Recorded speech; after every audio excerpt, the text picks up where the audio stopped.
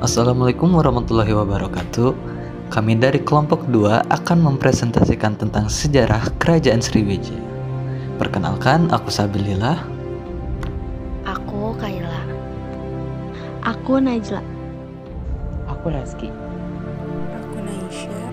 Nama saya Rafindra Pramudia Swasano, biasa dipanggil Rafin. Dan satu lagi teman kami Ridwan. Adapun poin-poin yang akan dibahas yaitu sebagai berikut. Pertama, tentang Kerajaan Sriwijaya. Kedua, masa pemerintahan dan peninggalan.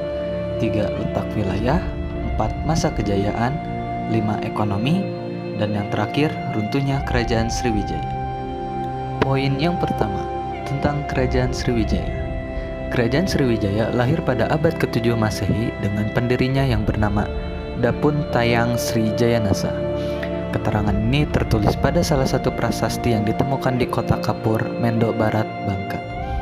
Namun, kisah pendirian kerajaan ini merupakan salah satu bagian yang sulit dipecahkan oleh peneliti, sebab dalam sumber-sumber yang ditemukan tidak ada struktur genealogis yang tersusun rapi antara Raja Sriwijaya. Masa pemerintahan dan peninggalan. Nama 1. Kuntayang atau Srijayanasa. Tahun 671, ibu kota Sriwijaya. Prasasti Kedukan Bukit Talangkulo, Kota Kapur, Arangkari, dan Talas Kaseman. 2. Putra Wikrama. Tahun 728 sampai 742. Ibu kota Sriwijaya. Prasasti Utusan ke Tiongkok 728 sampai 743. Sri Indrawarman.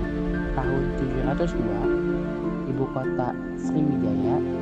Prasasti Utusan ke Tiongkok 702 sampai 719 724. 4. Sri Maharaja. Tahun 775. Ibu kota Sriwijaya. Prasasti Ligor B tahun 775 di Nakhon Si Tamarat, selatan Thailand, dan menaklukkan Kamboja. Pindah ke Jawa, Jawa Tengah, Yogyakarta. Prasasti Wangsa Sayulegra menggantikan Wangsa Sanjaya. 5. Dharanindra atau Rangkai Panangkaran. Tahun 775, ibu kota Jawa. Prasasti Kalura tahun 782 disebut merupakan kompleks Candi Prambanan. Prasasti Gila atau prasasti Malasan tahun 778 di Candi Malasan. 6. Samaranina atau Rakai Warak tahun 782 di kota Jawa. Prasasti Nalanda dan Prasasti Matsuyasi tahun 907. 7. Samaratungga atau Rangkai Jaya tahun 992 ibu kota Jawa. Prasasti Karangtengah tahun 825 menyelesaikan pembangunan Candi Borobudur tahun 840. Kebangkitan Wangsa Sanjaya. Rangkai Pencakar.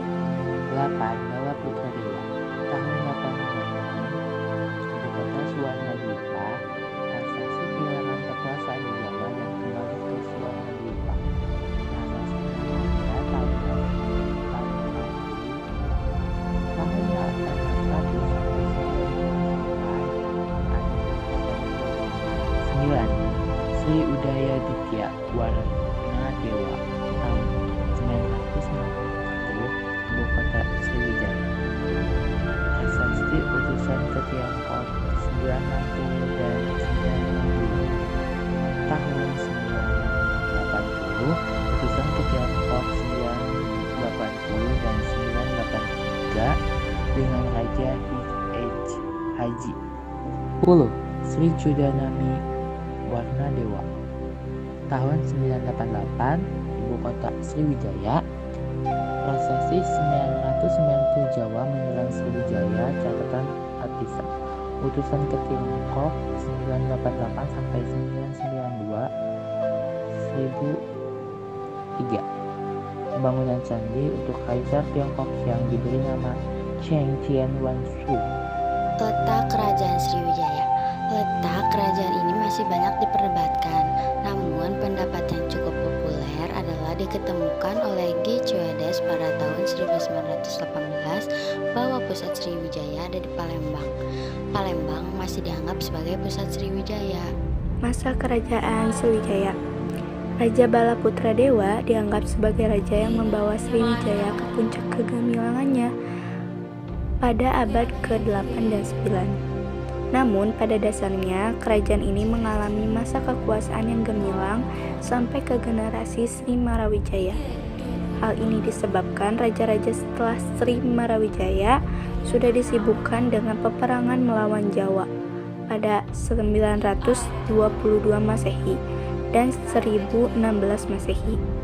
Dilanjutkan dengan melawan kerajaan Chola dari India pada tahun 1017 hingga 1025.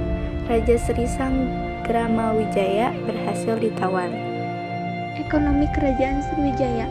Kerajaan Sriwijaya adalah kerajaan maritim yang berkuasa di laut dan hasil perekonomiannya diperoleh dari berdagang dan hasil bea pajak. Sriwijaya mampu menjadi penguasa sekaligus pengendali perdagangan di jalur-jalur pelayaran miliknya. Sriwijaya menerapkan monopoli perdagangan bagi para pedagang asing yang singgah di Sriwijaya. Dalam mempertahankan keamanan di jalur-jalur pelayaran perdagangan, Sriwijaya mengerahkan seluruh kekuatan armada lautnya dengan dibantu oleh para perampok yang sudah ditaklukkan Sriwijaya, serta dengan sebuah perjanjian yang saling menguntungkan antara kedua belah pihak. Runtuhnya Kerajaan Sriwijaya. Pada masa kepemimpinan Balaputra Dewa sebagai Raja ke-10, Sriwijaya mencapai titik kejayaannya. Akan tetapi, saat periode itu juga Sriwijaya kehilangan kekuasaannya di Jawa. Tercatat prasasti Nalanda yang ditemukan di India. Setelah itu, Kerajaan Medang dari Jawa menyerang Sriwijaya pada 990-an. Penyerangan ini terjadi ketika Sangramawijaya Tunggawarman memimpin Sriwijaya. Secara perlahan, Chola berhasil mempengaruhi kekuasaan raja baru. Menurut Sastri K.A.N. dalam The Cholas, beberapa kerajaan bawahan Sriwijaya yang telah ditaklukkan boleh memerintah, namun harus tunduk pada pihak Chola. Akibatnya, kekuatan Sriwijaya berkurang. Dalam tulisan pengaruh geohistori dalam kerajaan Sriwijaya, I. Nyoman Bayu Pramarta menerangkan, Sriwijaya telah berusaha mendapatkan kembali pamornya sebagai penguasa Sumatera, namun tidak bisa seperti sebelumnya. Selain diserang kerajaan lain, kondisi alam juga mempengaruhi runtuhnya Sriwijaya. Akan tetapi sungai menjadi dangkal dan daratan kurang produktif. Selain tidak bisa menghasilkan produk untuk konsumsi, Sriwijaya perlahan kehilangan akses perdagangannya di Sungai Musi. Jalan yang sebelumnya menjadi ladang emas terhambat hingga akhirnya berhenti. Turunnya kekuatan Sriwijaya dalam bertahan hidup lebih diperarah ketika masuknya Islam di Aceh. Menurut Jaluni, dalam Geografi Kesejarahan 1982, Sumatera adalah daerah dengan curah hujan tinggi, melebihi kemampuan penguapan, air meresap terlalu dalam hingga kesuburan tanah berkurang. Bahkan, terdapat juga air yang tidak terserap hingga membawa material daratan ke Sungai Musi, Palembang. Akibatnya, sungai menjadi dangkal dan daratan kurang produktif. Selain tidak bisa menghasilkan produk untuk konsumsi, Sriwijaya perlahan kehilangan akses perdagangannya di Sungai Musi. Jalan yang sebelumnya terjadi ladang emas terhambat hingga akhirnya berhenti. Turun kekuatan Sriwijaya dalam bertahan hidup lebih diperparah ketika masuknya Islam di Aceh. Pada abad ke-13, kerajaan Samudra Pasai hadir di bagian Sumatera bagian utara dan menjadi pusat perdagangan. Menurut catatan Cina, Sriwijaya menyisakan kekuasaan di sekitar Palembang yang saat itu bernama Kerajaan Palembang.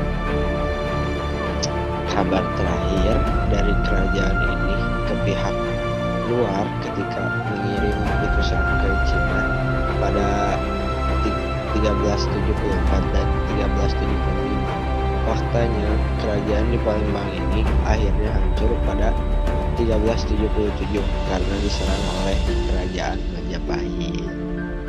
Terima kasih atas semua